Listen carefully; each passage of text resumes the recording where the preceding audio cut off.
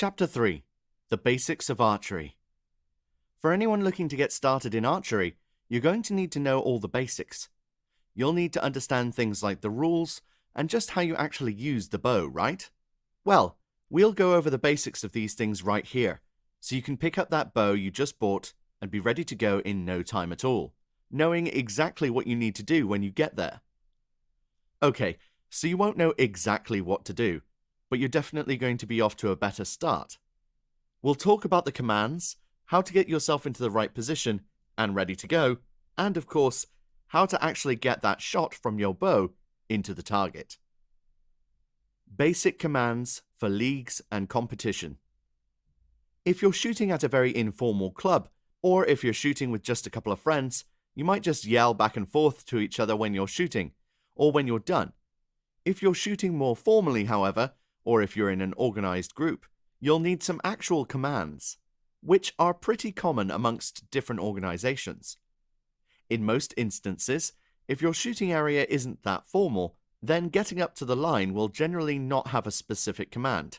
You might have someone that just says, "Okay, let's go," and that means you can walk up to the line and start shooting. The most important thing is that even if someone tells you it's safe to shoot, you always look ahead of you, to your left and to your right. If there is anyone standing in front of you, even just a little, you should never pull back an arrow. The most important command, and one that even informal rangers will use, is clear. This means that everyone is done shooting and that it's safe for you to walk across the shooting line to retrieve your arrows. Just like when you are preparing to shoot, however, you should always look around you to make sure that no one is still shooting. If they are, then make sure you let everybody else know that the line is not clear and wait for everyone to be finished before you cross that line. If you ever see that someone is doing something unsafe, standing in front of the line during shooting, or crossing the line while someone else is shooting, or even that anyone is in danger in any way, even unrelated to the shooting itself, you should call stop. This will make sure that everybody stops what they are doing and looks to see what the problem is, or you can explain it to them. Whistle commands, and what you need to do. If you're in a range that uses whistle commands, it's very important that you are always listening for those whistles. If you don't, you could miss the specific number that are given, and that means that you could easily miss what you're supposed to be doing. Listen to this list of what each whistle command means, and keep in mind that each whistle blast should sound the same, which is why counting is so important. 2 blasts. This means it's time to approach the shooting line and get into position, but do not take an arrow out of your quiver. You need to wait for the next command before you can shoot. 1 blast. Knock your arrow and proceed to shoot at your own pace, but always look around yourself before you do. At this point, you should already be at the line and you shoot however many arrows you're supposed to, usually 4, one after the other until you are done. You shoot as you are ready. 3 blasts. This means that the shooting lane is clear and that everyone has finished shooting. You are now able to walk forward across the shooting line and retrieve your arrows. You should still look around you to double check before you proceed. 5 or more blasts. If you hear blasts that continue for 5 or seem to continue even past that, it means that there is an emergency or some type of danger.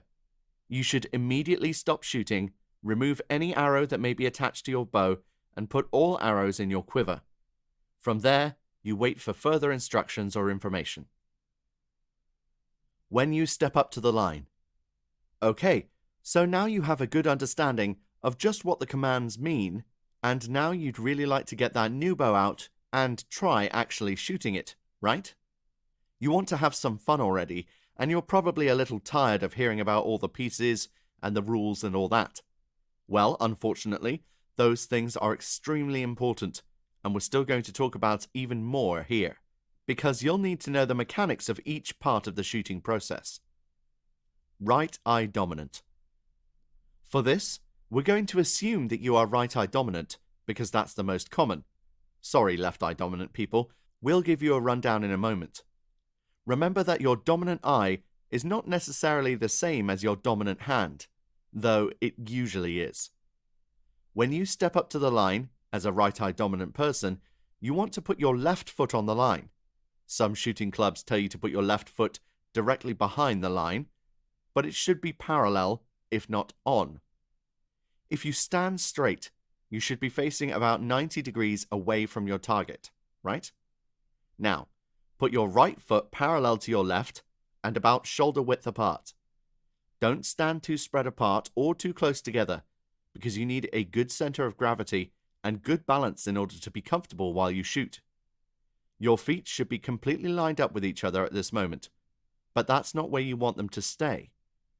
You're going to slide your right foot forward just a little bit, so it's about 2 to 3 inches forward of being parallel to your left foot. This is your base, and every time you step up to the line, you should stand in this position. Now you need to pick up your bow, right? Your bow has a hand grip at the front, which you're going to be able to use to hold the bow in your left hand. Your right hand is going to take an arrow out of your quiver and put it on the bow. Now, when you look at your arrows, you're going to see that there are 2 feathers. They might actually look like feathers, or like teardrop-shaped pieces of plastic that look identical, and one that looks different. Depending on your specific arrow rest, you're going to need to do something different with that odd feather. Wherever you buy your bow and get the rest, we'll be able to tell you what to do. Generally, the odd feather is going to either face outward or downward when you clip it onto your bow. The little plastic piece on the back of the arrow will actually clip right onto the string on the back of your bow. Make sure it clicks. And then you set the front part of the arrow onto the arrow rest at the front. Some arrow rests require the arrow to be set inside so that it moves through the rest instead of over it. Now you're ready to pull back your bow. Hold the bow in your left hand and use your release, or your fingers, to pull back the string using your right hand. Your left arm should remain completely straight, pointing towards your target and perpendicular to your feet. Your right arm should come back so that your hand is right near your cheek, and that's where you will hold it while you sight in and try to find just the right spot to shoot. You'll need to keep your head straight and look straight ahead toward the front of your bow. The sight at the front is going to tell you where you are actually aiming. Keep in mind that you may have different pins for different distances, and that means you'll need to know how far away you are before you look at any specific pin. Once you know that you'll line the correct pin up with exactly where you want to hit on the target, you do this by moving the front of the bow slowly and gradually, while keeping it directly next to your head. When it's right where you want, you slowly slide your fingers back if you're shooting without a release, or squeeze the trigger if you're shooting with a release. Left eye dominant. Okay, if you're left eye dominant, that means you're going to reverse everything we just said. So you're going to step up to the line and put your right foot on the line, or just behind it. Then you're going to line up your left foot behind and just about 2 inches ahead of being completely parallel to your right foot. This gives you a strong and stable stance that makes sure you don't move around too much while you're shooting. Next, take the bow in your right hand and attach the arrow with your left. Once it's firmly latched, you're going to pull back the string with your left hand.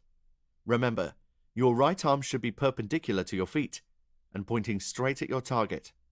You should also be facing toward your target, and your left hand should come right back to your cheek to help you aim the bow. Once you have the pin lined up with where you want to shoot, you'll squeeze the trigger of your release, or slide your fingers back with your left hand and release the arrow. The shot isn't over till you hear it hit the wall. You might think that once you've released the string, you're done, and you can go and collect your arrow or start the process again with the second one. But that's actually not the case.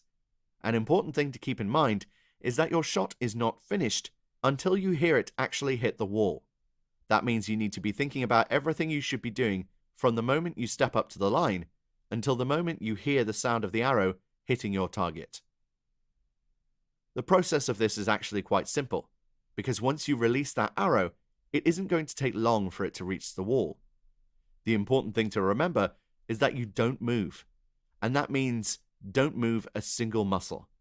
You're going to stay completely frozen in place until that arrow hits, because even the slightest move from you could actually change the trajectory of your arrow. When you release that arrow from your right hand, or left if you are left eye dominant, it is going to be right next to your cheek. Your feet are still firmly on the floor and planted perpendicular to the target. You are still facing forward and looking through your sight in the direction the arrow just went. Because you release the string on your bow, the bow itself may fall forward in your hand. This is because of the way it's weighted, and it should be the only movement that you allow before you hear that shot finish. Once the shot hits the wall, you're free to relax. Move as necessary and set up your next shot. Don't move your head around as soon as you let the shot go, what we call peeking, to see where it went, or drop your arms and your bow down to your side. These things can throw off even the best shot, and you'll end up with a lower score than you had hoped for. If you're keeping score, that is.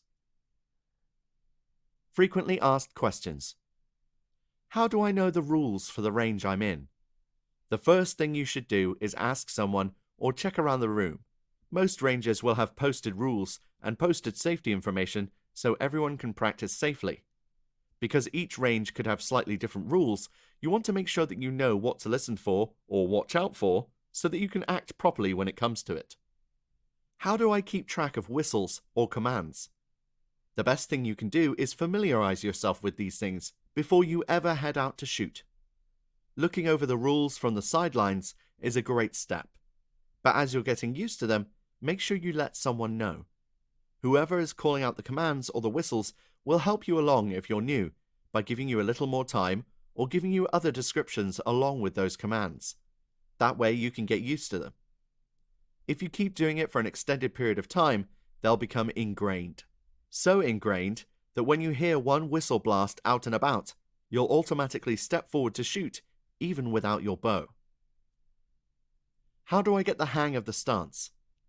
This is another one that's going to take a bit of muscle memory after a while. Each time you step up to the line, make sure that you take the time to run through your checklist. Check that your feet are in the right place, and then move upward slowly, correcting your stance and posture as you go along. It might take a little time, but it's going to keep your shots consistent, and it's definitely going to get easier as you go along. What's one thing I need to keep in mind the most? If you don't remember the whistle commands, you can always look around to see what everybody else is doing at the time. The number one thing you really need to keep in mind, however, is to always look at what's going on around you. If you are ready to go and get your arrows from the target, always make sure to look and see if anyone else is still shooting. If you are getting ready to start shooting, always look and see if anyone else is standing in front of the line that you're standing on. Always watching out for yourself and for others is instrumental to keeping everybody safe and enjoying your time shooting.